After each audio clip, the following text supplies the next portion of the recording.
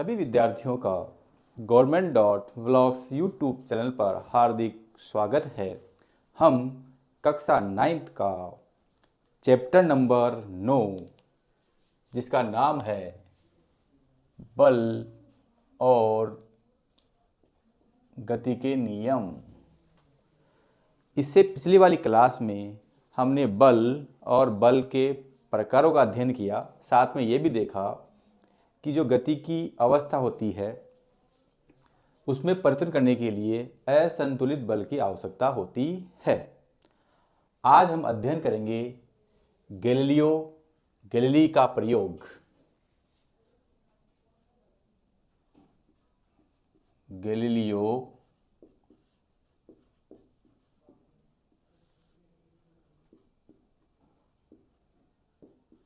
Galilei का प्रयोग।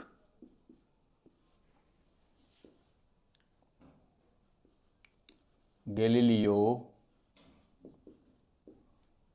Experiment. तो today study about Galileo experiment. Galileo भाई साहब ने एक घर्षण रहित सतह ली जिसकी पहली सतह को स्थिर रखा और दूसरी सतह को एक कोण पर घुमाया। ये जो सतह है उसका नाम है घर्षण रहित सतह या फ्रिक्शन लेस सरफेस।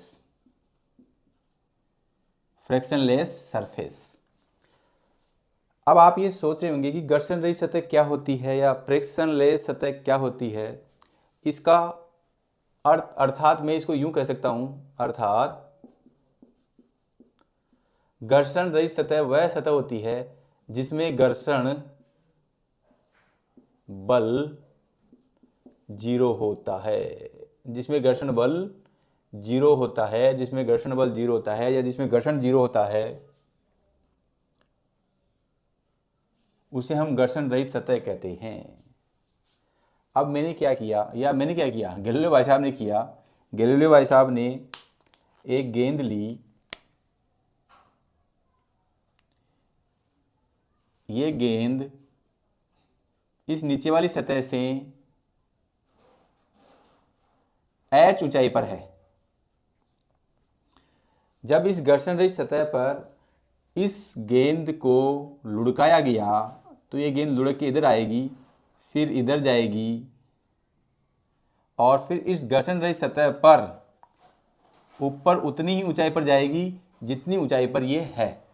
तो मान लो कि ये ऊंचाई ऐसी है तो ये यहाँ आ जाएगी आपकी और यहाँ आके स्थिर हो जाएगी ये।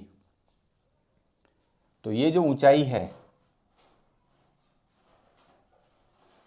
ये ऊंचाई इस ऊंचाई के बराबर है। फिर उन्होंने क्या किया, ये जो कोण बन रहा है उससे कम कोण पर सतह को रखा। इस वाली सतह को एज इट इज ऐसे कैसे रखा, इस सतह को एज इट इज ऐसे कैसे रखा, इसको भी ऐसे कैसे रखा। अब ये जो एंगल इतना है, थोड़ा एंगल कम ले लिया अभी के बार।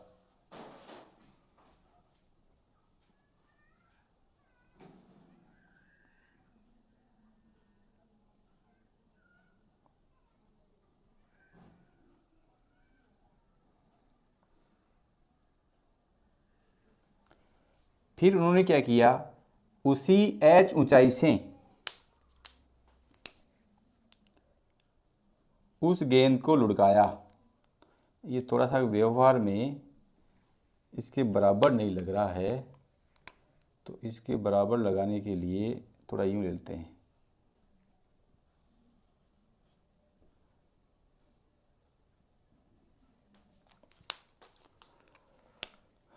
अब इसकी ऊंचाई वही h है। फिर ये लुढ़केगी, यहाँ लुढ़केगी, इधर लुढ़केगी। अब इधर ऊंचाई प्राप्त करने के लिए इसको थोड़ा दूर जाना पड़ेगा।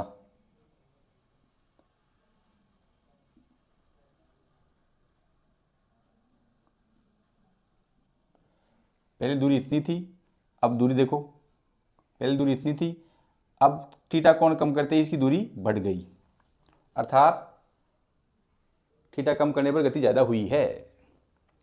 अब यदि मैं तीसरा उदाहरण लूँ और ये वाली पृष्ठ तो मैं ऐसे कैसे रखूँगा, इसको भी ऐसे कैसे रखूँगा। अब थीटा कोण थोड़ा और कम कर दूंगा,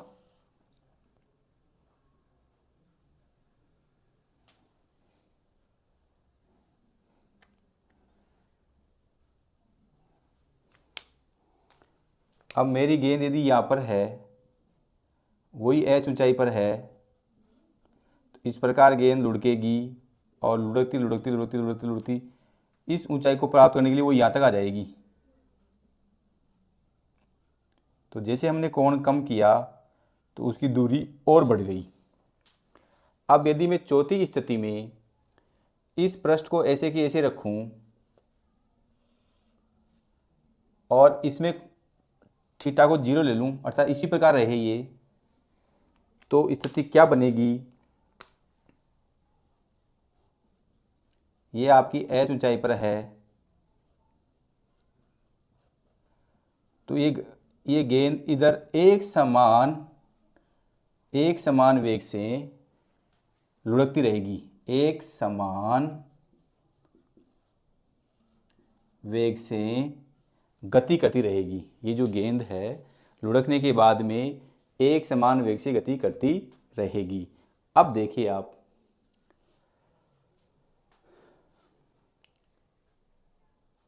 पहले दूरी इतनी थी, फिर दूरी बढ़ी, फिर दूरी बढ़ी, और जब मैंने इसका एंगल थीटा कर दिया तो दूरी अनंत तक जाएगी। गेंद कहाँ तक जाएगी, अनंत तक जाएगी। जैसे जैसे मैंने एंगल को कम किया दूरी बढ़ी, एंगल को फिर कम किया दूरी बढ़ी, यानी कि ऊंचाई बढ़ी, फिर एंगल कम किया और 0 करने पर एक समान वेग से ये अनंत की ओर जाएगी। अब आप यहाँ देखिए, हमने देखा है जब एक समान वेग होता है, जब एक समान वेग होता है, मान लो कि समय t है, वेग v है, यहाँ भी वेग 0 पर भी वेग 2 है, 1 पर भी वेग 2 है, 2 पर भी वेग 2 है, 3 पर भी वेग 2 है, तो यहाँ वेग में परिवर्तन क्या आ जाएगा, 0। तो जब वेग में परिवर्तन 0 होता है तो 0 बटावा समय परिवर्तन 1 है तो 0 आ जाएगा। जब वेग समान होता है तो वेग में परिवर्तन 0 होता है, और जब वेग में परिवर्तन 0 होता है तो मैं यहाँ लिख सकता हूँ कि त्वरण आपका 0 होगा। और जब त्वरण 0 होता है तो गेंद एक समान वेग से अनंत की ओर जाती है। जब त्वरण 0 होता है तो एक समान वेग से गेंद अनंत की ओर जाती है। अब हम देखेंगे इस गैलीलियो गैलीली के प्रयोग की सहायता से न्यूटन की गति का प्रथम नियम देखेंगे।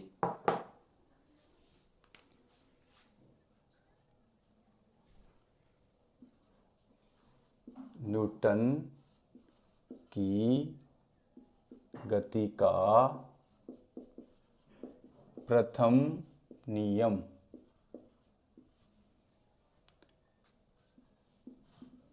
First law of first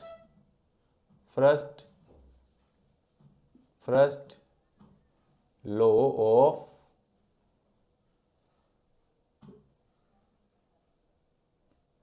first law of Newton motion.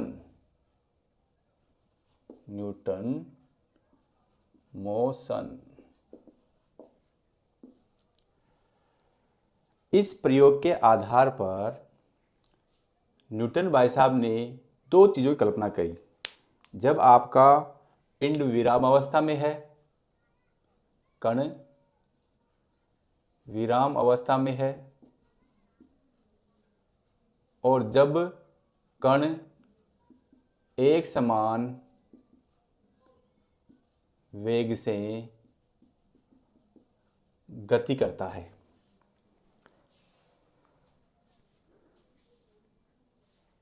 Newton भाई साहब ने बताया कि जब कोई कण या वस्तु विराम अवस्था में है तो वह विराम अवस्था में ही रहना चाहती है, और वह विराम अवस्था कब तक रहेगी? जब तक उस पर कोई बाह्य बल नहीं लगाया जाता है। और दूसरा ये भी कहा, यदि कोई कण गतिशील है या कोई कण एक समान वेग से गति करता है तो वह कण एक समान वेग से गति करेगा जब तक भी उस पर कोई बाह्य बल नहीं लगाया जाए। जैसे यहाँ पर थीटा 0 है तो ये गेंद एक समान वेग से अनंत की ओर गति करेगी जब तक भी इस पर कोई बाह्य बल नहीं लगाया जाएगा, जब तक कि इस पर कोई बाह्य बल नहीं लगाया जाएगा। तो न्यूटन की गति का प्रथम नियम है, यदि कोई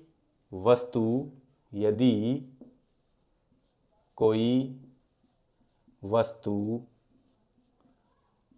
विराम अवस्था में है तो वह विराम अवस्था में ही रहती है, और वह गतिशील है तो गतिशील ही रहती है।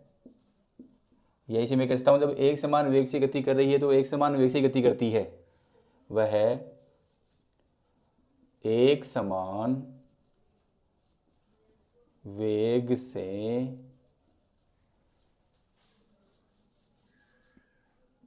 गति करती है तो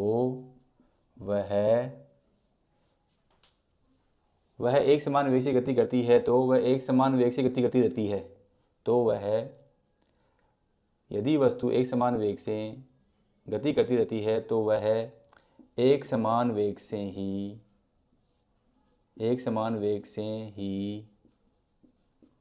गति करती रहती है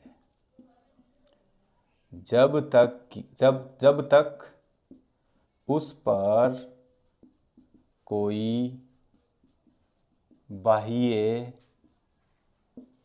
बल नहीं लगाया जाता है। कहने का तात्पर्य यह है कि यदि कोई वस्तु विराम अवस्था में है तो वह विराम अवस्था में ही रहेगी। जैसे मान लो कि मैंने टेबल पर पेन रख दिया, ये पेन टेबल पर विराम अवस्था में है। जैसे मान लो कि ये 3 पेन है मेरे हाथ में, ये विराम अवस्था में रखे हुए हैं, ये तब तक विराम अवस्था में रखे रहेंगे जब तक कि मैं इनको उठा नहीं लेता। जब भी मैं इनको उठाऊंगा तो इन पे कोई ना कोई बाह्य बल लगाऊंगा, और ये मेरे जब हाथ में जब तक है, जब तक मैं इनको हाथ में ले रखे रहूँगा तब तक मेरे हाथ में रखेंगे, जब तक भी कोई इनको रखने का प्रयास मैं नहीं करूँगा। तो यही जो नियम है वो न्यूटन की गति का प्रथम नियम कहलाता है। न्यूटन की गति के प्रथम को नियम को जड़त्व का नियम भी कहते हैं। न्यूटन की गति के प्रथम नियम को जड़त्व का नियम भी कहते हैं।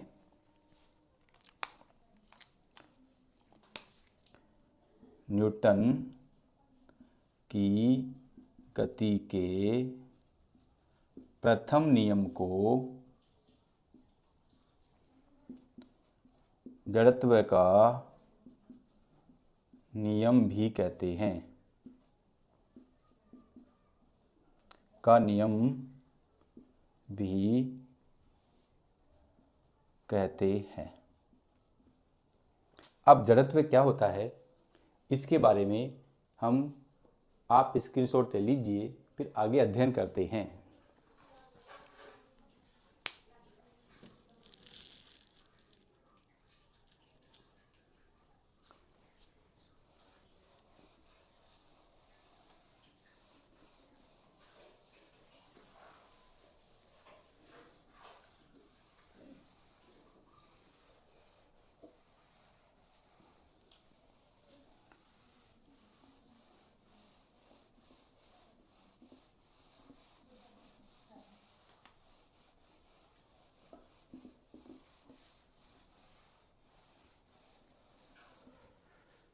डियर स्टूडेंट्स,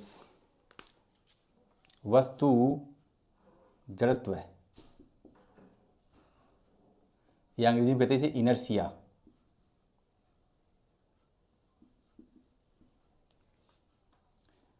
किसी वस्तु की गति की अवस्था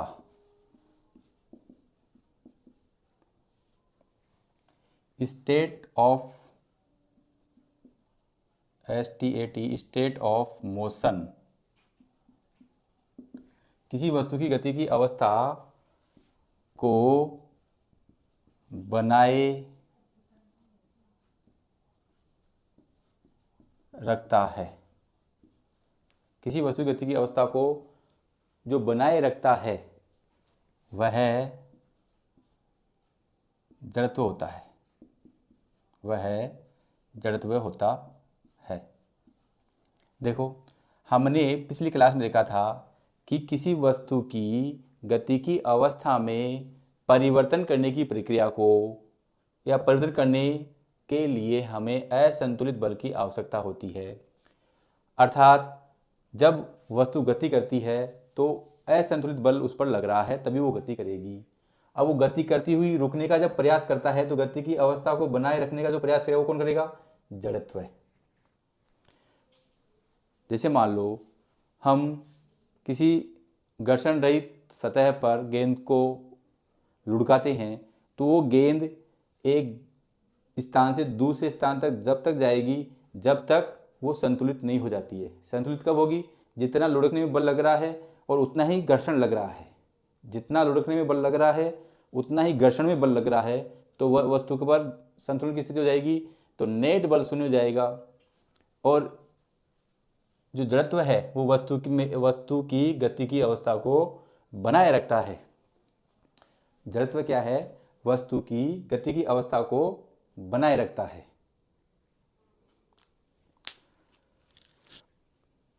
अब जो हमारे न्यूटन की गति के प्रथम नियम हैं उसके उदाहरण,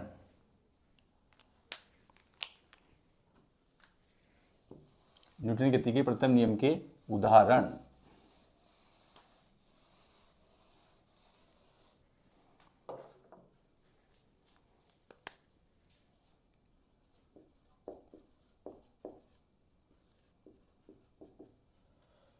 मान लो कि ये कोई गाड़ी है,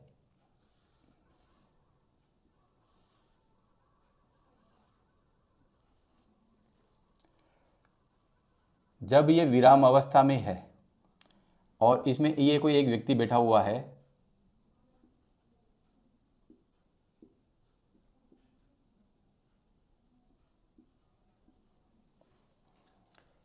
जब ये विराम अवस्था में है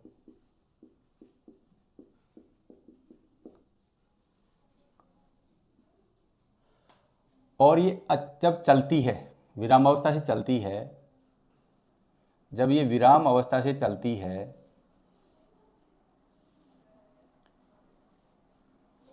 तो इसमें जो बैठा व्यक्ति है वो इस प्रकार झुक जाता है।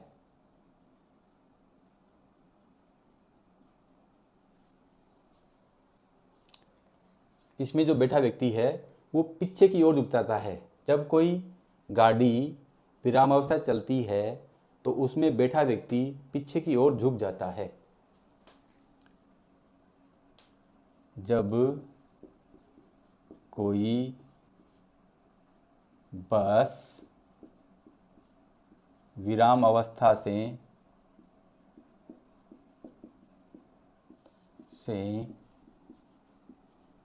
चलती है तो उसमें बैठा व्यक्ति पीछे की ओर झुकता है। क्यों? अब वो पीछे की ओर क्यों झुकता है? इसका कारण भी गति का प्रथम नियम है। वो क्यों है आप देखिए इसका कारण। जब गाड़ी विराम अवस्था में थी तो व्यक्ति सीधा खड़ा था। जैसे ही वो चलना शुरू करती है, जैसे ही गाड़ी चलना शुरू करती है तो इस व्यक्ति का जो विराम अवस्था में पोजीशन थी, नीचे वाला हिस्सा, जो नीचे वाला हिस्सा विराम अवस्था में था वो विराम अवस्था में ही रहना चाहता है, परंतु ऊपर वाली जो गति है, क्योंकि इसका जो फर्श है जब ये स्थिर थी तब भी विराम अवस्था में था और जब चल रही है तब भी विराम अवस्था में है, परंतु उसके शरीर का ऊपर वाला हिस्सा पहले वाली स्थिति में रहने का प्रयास करता है। ऊपर वाला हिस्सा विराम अवस्था की स्थिति में रहने का प्रयास करता है, इसलिए वह पीछे की ओर झुक जाता है, इसलिए वह पीछे की ओर झुक जाता है, इसलिए वो क्या होगा, पीछे की ओर झुक जाएगा।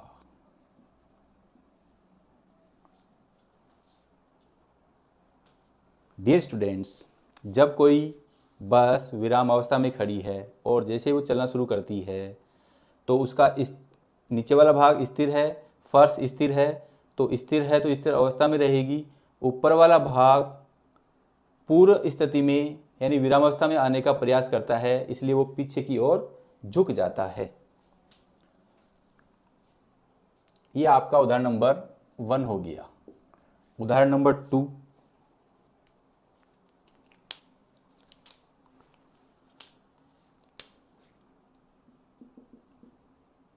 जब कोई बस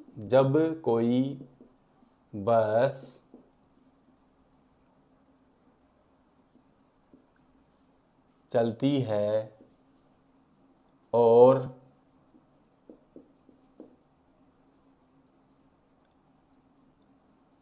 जब कोई बस चलती है तो बस के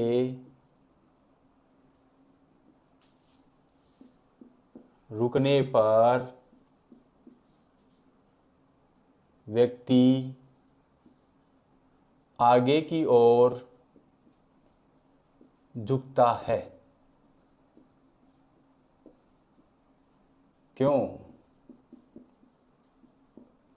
जब कोई बस चलती है तो बस के रुकने पर व्यक्ति आगे की ओर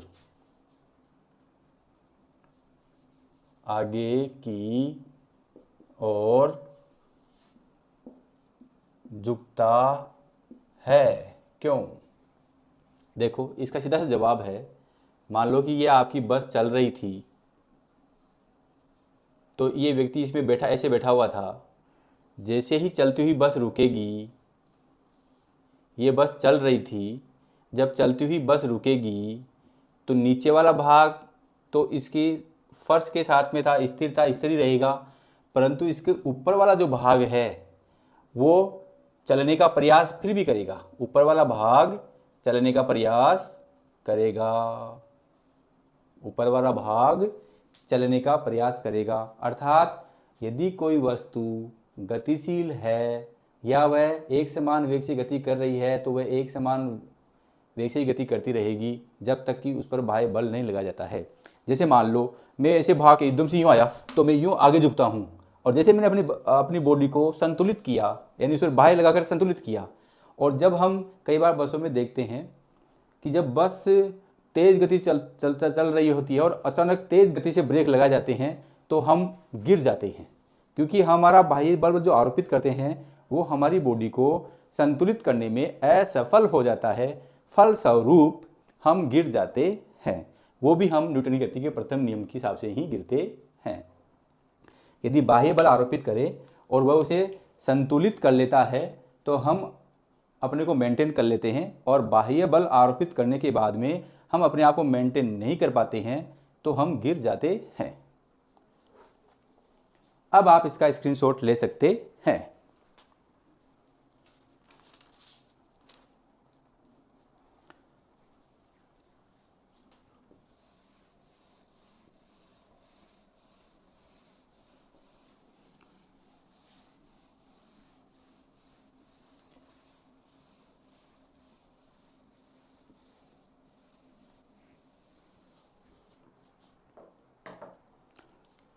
हम अध्ययन कर रहे थे जड़त्व, इनर्शिया। जड़त्व क्या है? किसी वस्तु की गति की अवस्था को बनाए रखने का प्रयास करता है। ये बात अपने सीखी। अब जड़त्व किस भौतिक राशि पर डिपेंड करता है? अब यहाँ एक जाती है भौतिक राशि, भौतिक राशि, भौतिक राशि, फिजिकल क्वांटिटीज, क्वांटिटीज, वे राशियाँ जिनको हम माप सकते हैं, ऐसी राशियों को हम भौतिक राशियाँ कहते हैं। जैसे लंबाई, द्रव्यमान, सेकंड, समय, धारा,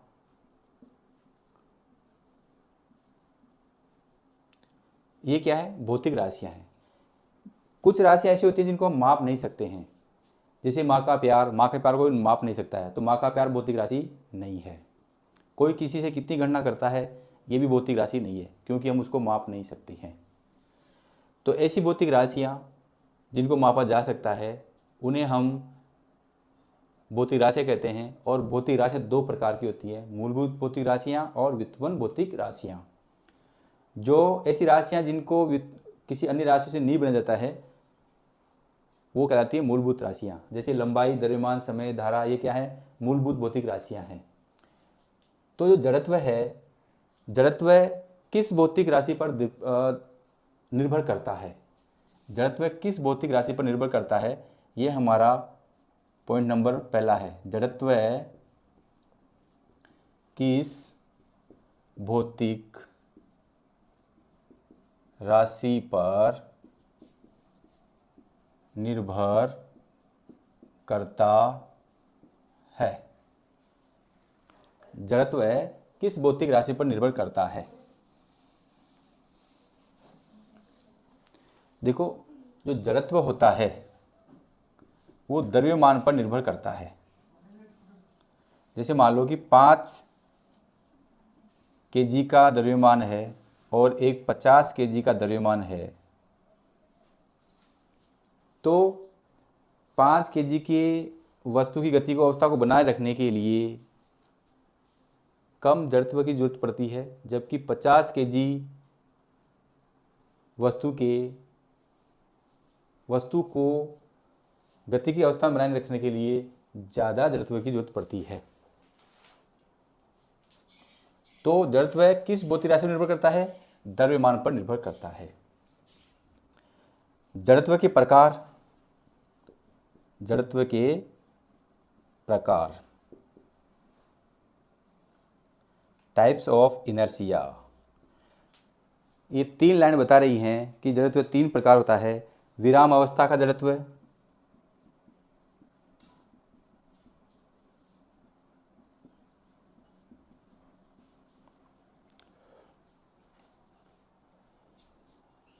गतिज अवस्था का जड़त्व है, गतिज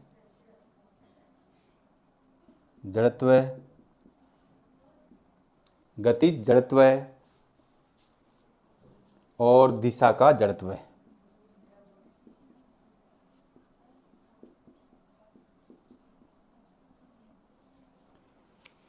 जो पहला है इनर्शिया ऑफ रेस्ट,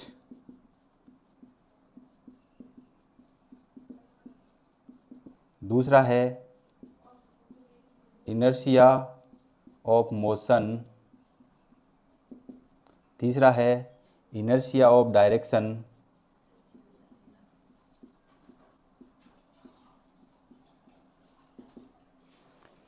अब विराम अवस्था का जड़त्व है। देखो, विराम अवस्था के बारे में हम पहले भी देख चुके हैं कि यदि कोई वस्तु स्थिर अवस्था में है तो वो स्थिर अवस्था में बनी रहती है जब तक भी उस पर कोई बाह्य बल नहीं लगा जाता है, या जो उस विराम अवस्था का जड़त्व है उससे अधिक बल लगेगा, क्योंकि जड़त्व क्या है? वस्तु की गति की अवस्था को बनाए रखता है, और बल क्या है? गति की अवस्था को परिवर्तित करने का प्रयास करता है। जड़त्व क्या है? वस्तु की गति की अवस्था को, स्टेट ऑफ मोशन को बनाए रखता है, जबकि बल क्या करता है? स्टेट ऑफ मोशन को तोड़ता है। यानी कि एक दूसरे की विपरीत प्रक्रिया होगी। यानी कि जब विरामावस्था में कोई वस्तु है तो उससे ज़्यादा बल लगेगा तो वो वस्तु आगे खिसकेगी। और यदि कोई वस्तु गतिशील है और वो तब तक गति करेगी जब तक उस पर कोई बाह्य बल नहीं लगता है। अब दिशा का जड़त्व हमने पिछली क्लास में एक समान वर्तीय गति का अध्ययन किया था। एक समान वर्तीय गति का अध्ययन किया था। मान लो कि ये कोई व्यक्ति है जो एक धागे को, जिस पर एक पत्थर बंधा हुआ है, उस पत्थर को लेकर वो यूं यूं घुमा रहा है। जैसे मान लो उसने यहाँ छोड़ा तो पत्थर इस दिशा में जाएगा, उसने इधर छोड़ा तो पत्थर इस दिशा में जाएगा, उसने इधर छोड़ा तो पत्थर इस दिशा में जाएगा, इधर छोड़ा तो पत्थर इस दिशा में जाएगा। ऐसा क्यों? क्योंकि हमने देखा था कि एक समान वर्तीय गति में किसी बिंदु पर स्पर्श रेखा उसकी चाल को दिखाती है। किसी बिंदु पर स्पर्श रेखा उस वस्तु की चाल को दिखाती है। किसी बिंदु पर स्पर्श रेखा उस वस्तु की चाल को दिखाती है। किसी बिंदु पर स्पर्श रेखा उस बिंदु पर पिंड की दिशा को दिखाती है। पिंड की दिशा को दिखाती है। अब देखो, मैंने एक रस्सी जिस पर ये एक पिंड बांध रखा है या कण बांध रखा है, इसको चारों तरफ घुमाऊंगा। यहाँ छोड़ूंगा तो कण इस चाल से इधर जाएगा, यहाँ छोड़ूंगा तो कण इस चाल से इधर जाएगा, यहाँ पे आगे छोड़ूंगा तो ये कण इस चाल से इधर आएगा, यहाँ पे छोड़ूंगा तो ये कण इस चाल से इधर जाएगा। यानी कि जिस जगह पे छोड़ूंगा उस बिंदु से स्पर्श जो रेखा आएगी वो उसके चाल को दिखाएगी या उस पिंड की गति को दिखाएगी। तो यह है दिशा का जड़त्व। अब देखो, इससे एक उदाहरण देखना चाहें तो इसका उदाहरण और इसका उदाहरण अपन देख चुके हैं। दिशा का उदाहरण हम देखना चाहें तो ये वाला आ जाएगा, जो हमने एक बस को विराम अवस्था से चलाया, तब व्यक्ति की बॉडी विरामावस्था में आने का प्रयास करती है, फिर हम उस पर बाह्य बल लगाकर, जैसे यूं आ गया, फिर अपने को एडजस्ट करके हम स्थिति में आते हैं। और जब कोई गतिशील वस्तु यानी बस चल रही है उसको रोकते हैं तो हमारी बॉडी गति में रहना चाहती है, इसलिए वो आगे की ओर झुक जाती है। फिर हम बाह्य बल लगाते हैं, फिर उसे व्यवस्थित करते हैं। अब यदि गतिज जड़त्व का और उदाहरण देना चाहें, जब कोई भाला फेंकने वाला व्यक्ति भाला फेंकने के लिए यूँ आता है, वो यूँ करके यूँ आता है, आने के बाद में वो निर्देश रेखा को पार कर जाता है और वह फेल हो जाता है। ऐसा क्यों? ऐसा इसलिए है कि भाले फेंकने वाला व्यक्ति एक गति से आता है और वो उस गति को बनाए रखने में असफल हो जाता है, अर्थात गतिज जड़त्व को बनाने में वो असफल हो जाता है और वो निर्देशन रेखा को पार कर जाता है और वो फेल हो जाता है। तो गतिज जड़त्व को जब हम नहीं बना पाते हैं तो जो निर्देशन रेखा है उसको हम तोड़ जाएंगे। जैसे मान लो कि ये कोई व्यक्ति यहाँ से आया, मैं इसका उदाहरण बता रहा हूँ। ये व्यक्ति यहाँ पर यूँ आ रहा है और ये इसके हाथ में भाला है, ये वाला, और ये उसकी निर्देशन रेखा है, निर्देशन रेखा। क्योंकि जैसे ही इसका पैर इस निर्देशन रेखा आगे चल जाएगा तो वो फेल हो जाएगा। अब अधिकांश भाला फेंकने वाले व्यक्ति अब अपने गतिज जड़त्व को बनाए रखने में सफल हो जाते हैं, तो वो निर्देशन रेखा से आगे नहीं जाएंगे, परंतु वो गतिज जड़त्व को बनाए रखने में असफल हो जाते हैं तो निर्देशन रेखा के आगे चल जाते हैं। तो डियर स्टूडेंट्स, आज हमने अध्ययन किया गैलीली का प्रयोग और न्यूटन की गति का प्रथम नियम और उस प्रथम नियम पर आधारित उदाहरण। फिर हमने अध्ययन किया जड़त्व और जड़त्व के प्रकार और उस पर आधारित उदाहरण। तो डियर स्टूडेंट्स, आप मेरे चैनल को लाइक, कमेंट्स और सब्सक्राइब करना नहीं भूलें।